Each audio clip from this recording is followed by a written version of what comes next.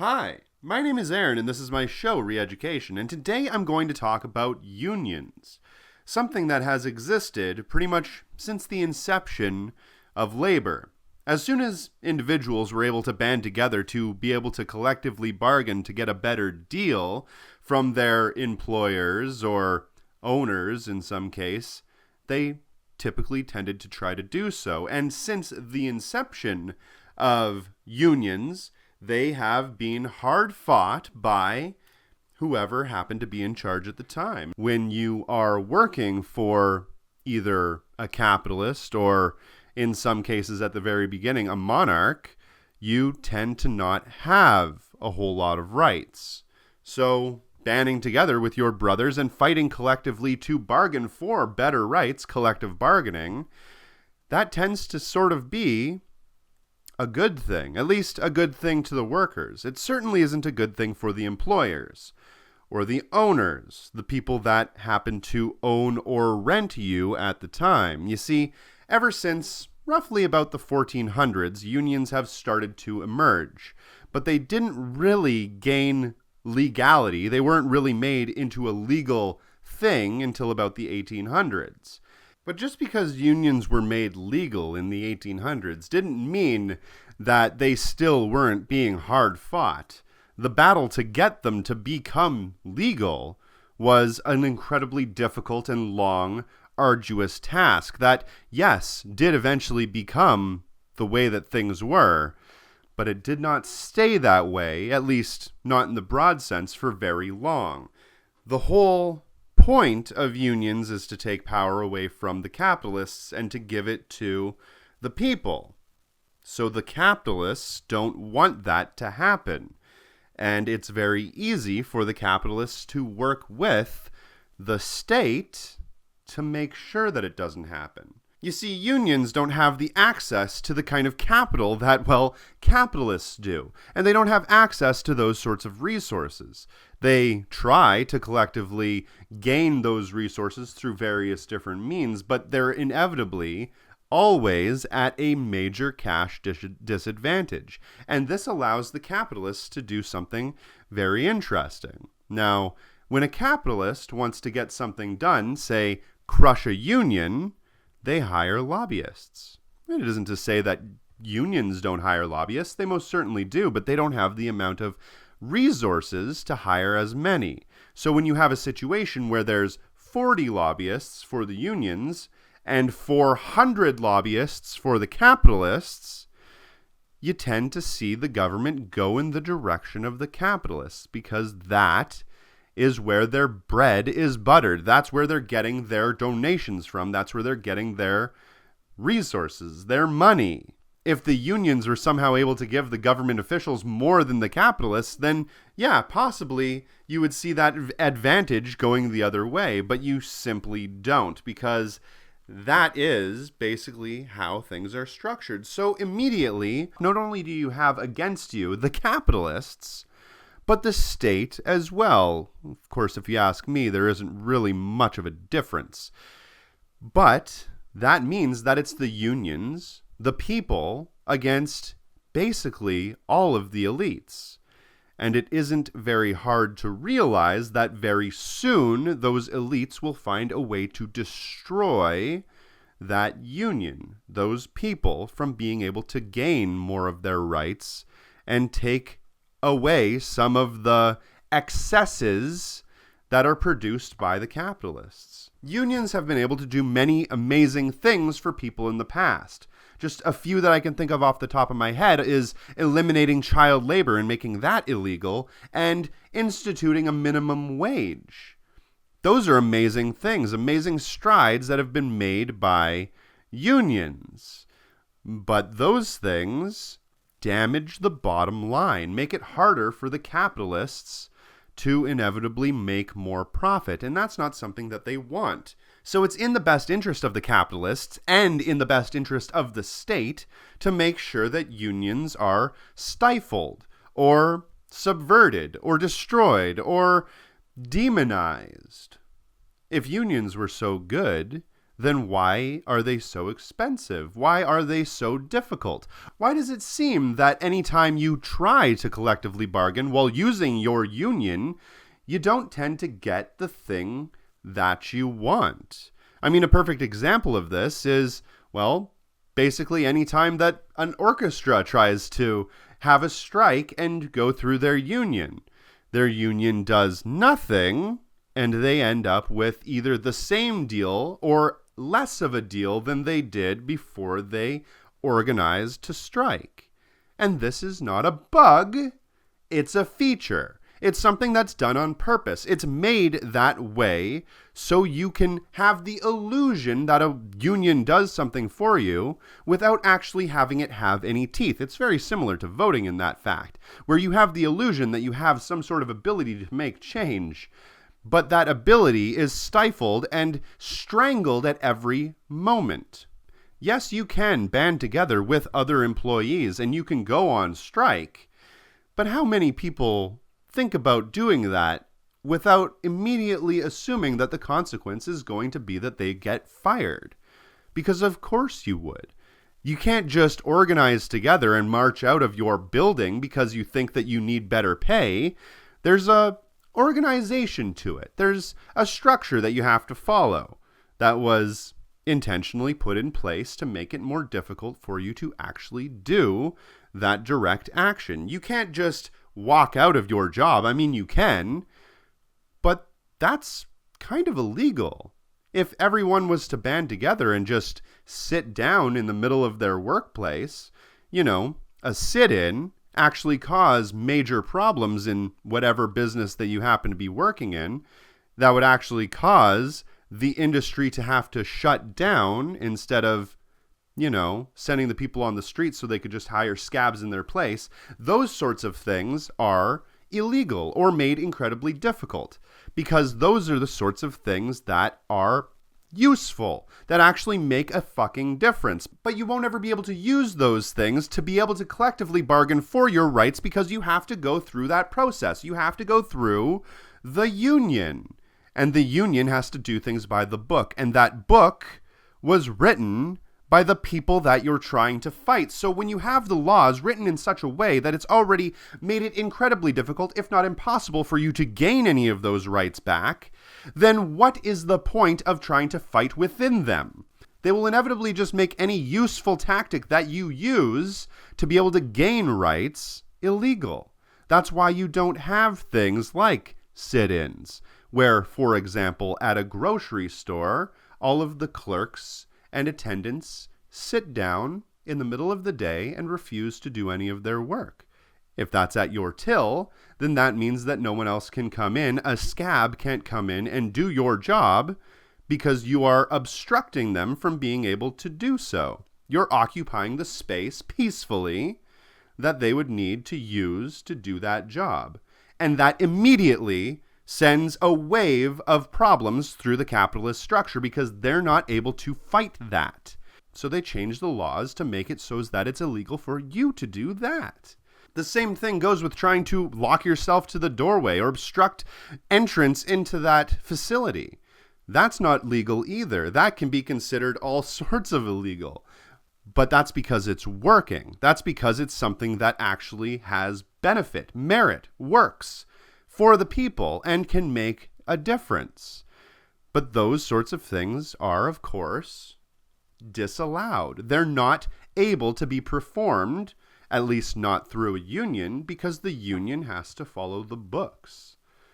That's why you've seen things that were so amazing, like the teachers' strike and like other movements like it, being able to gain such popularity and actually be able to do things that many other union organizations weren't able to do because they stepped over that line just a little bit. All of the people that didn't work as directly as teachers but worked as janitorial staff or as food distribution people that worked inside the school board, they weren't going to get a good enough deal. But the teachers were going to get the deal, so the union told them, okay, well, you got your deal, now fuck off and go back to work.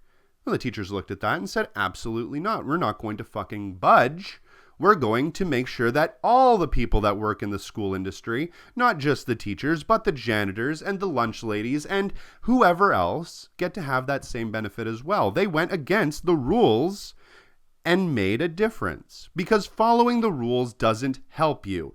Protesting in the free speech zone doesn't do a damn thing. Following by their rules is inevitably going to make you at an immediate disadvantage, because the rules are not written by you. They're written by the people that you are actively trying to fight against. Another thing that is done that's very clear and obvious is that if there are people that are being elected as union representatives, then it's not a stretch to think that maybe it might be beneficial for these capitalists and state officials, since they're fighting against the unions, to be able to place people that are sympathetic to capitalists and the state in positions of power in the union.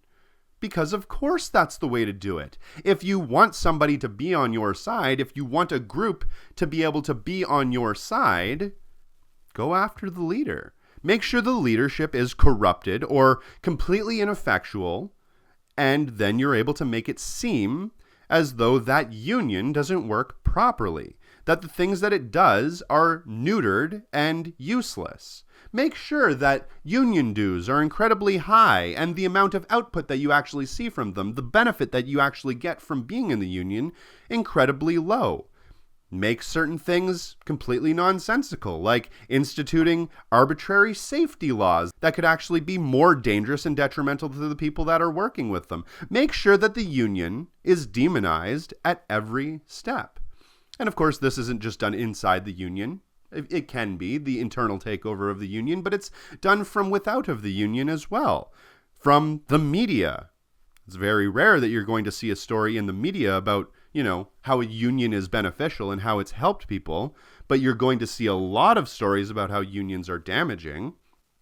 You're not going to hear very many politicians speak favorably in favor of unions, but you are going to hear them talk incredibly badly about them and say that they are fundamentally helping to destroy the system. Those sorts of stories you are going to hear, but when it comes to being in favor of unions, being in favor of the workers being able to collectively bargain and work together, you're not going to hear about that much. In some countries, certain specific unions, if not the entirety of unionizing, has been banned or made illegal because it stomps on the bottom line. Getting rid of those unions is going to make those capitalist industries, thus aka the state, more profit. So basically, since unions are in opposition to the capitalist structure, in opposition to the state apparatus as it currently is, then of course it would be made completely ineffectual by that apparatus by instituting certain people into positions of power, or made to look completely useless or demonized by the state-run or corporate-run mass media, all entities that work for or are a part of the capitalist ruling class structure. But then there's also the factor of when you're employed in a business. You would think, like I said at the beginning, that most people would want to band together to be able to collectively bargain, organize to be able to better themselves and get more rights. But that's really difficult when certain subtle things are forced on you when you do work for a capitalist, such as incentivizing or disincentivizing, rather, camaraderie, friendship, socializing. This has been said in other videos in the past, and other creators have talked about this in depth as well, but when you work at a capitalist industry, you are not incentivized, even if your production is exactly the same, and even though you don't waste any extra time, you are disincentivized from talking to your colleagues, from associating with your coworkers. How many times have you gotten in trouble for just talking to your friends, for engaging in conversation with people that you happen to enjoy? How often have you seen your schedule get changed to make it so that the people that you enjoy being around, that you can actually talk and associate with, build camaraderie with, that their schedule has all of a sudden been changed so it doesn't coincide with yours? So now, all of a sudden, you're not even working together. How often have you been working on a production line or in a construction site, and the person that's working next to you has been told that they are not allowed to be talking so often to you because, well, it's unprofessional? Quite often. I know that it happened to me in various different industries many different times, and maybe it didn't happen to you, maybe not yet, but it is something that is uncontroversial that happens to basically everyone. And this is because you are meant to stay isolated. You are meant to not associate with those people, because if you do, then you might be able to understand their socioeconomic status a little bit better. You might even do something that's so demonized in the workforce that it's basically unheard of, which is discussing your wage with that person. And you can't do that because that might create animosity. But the only reason why the wage, discussing it, would create animosity among workers is if that wage was come to unfairly, was given in an unfair, impractical way. Because certain people, capitalists know this, business executives and management like I was know this, that if you're able to make somebody work just as hard as somebody else for less money, that's a good deal for you. And you definitely don't want those people that are working just as hard as everybody else but getting paid less to tell anybody else that they're getting paid less, or else then people might feel bad for them. Or worse, what if they find out that more people are making more money than them and they go and quit? Or, oh my God, organize. Band together with other people that are not getting paid the proper amount, or people that are sympathetic to that plight, and create, oh God, a union.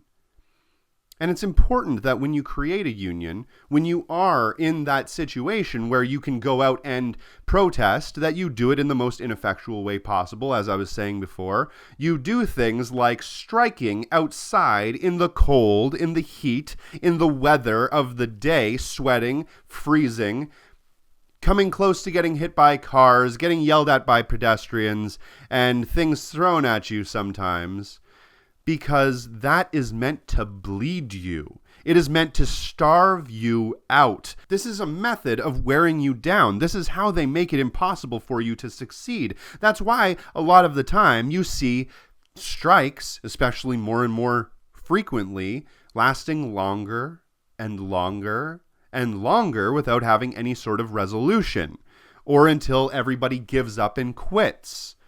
Because that's the way that it's supposed to be. If you make it incredibly difficult, incredibly dangerous, and incredibly disheartening when you are doing anything like protesting, then less people are going to do it. If you see going out on the street and protesting as being difficult, more dangerous, and more detrimental than doing that job that is already exploiting you to the utmost, to the point of where you want to go out and picket, then you are basically given no other choice. You either go out and face those elements, possibly a reduction in pay, possibly a reduction in all sorts of things, benefits, hours, what have you, and basically trudge up and down that street until you are so tired and so beaten and so worn down that you can't physically or mentally actually cope with it any longer, and you give up. The idea is to make you give up. That's how they get you in so many different ways, is to just overburden you with so many different things that at the end of the day, you just simply can't handle it anymore, and you fucking give up. Because you don't have a choice. Because they've made it impossible for you to do things like sit-ins, like blockades, like the general strike, where everybody in that workforce stands up, walks out, and completely damages or destroys the ability of that capitalist business to make profit that month, or that week, or even that day. Those are methods in which you can actually use your power as a citizen, as a collective group of people, to make serious changes. But it's made ever the more difficult and nearly impossible because of the system, the structure, the way that it is. So if I'm to offer any advice, I would say, don't break any laws. That's my official position.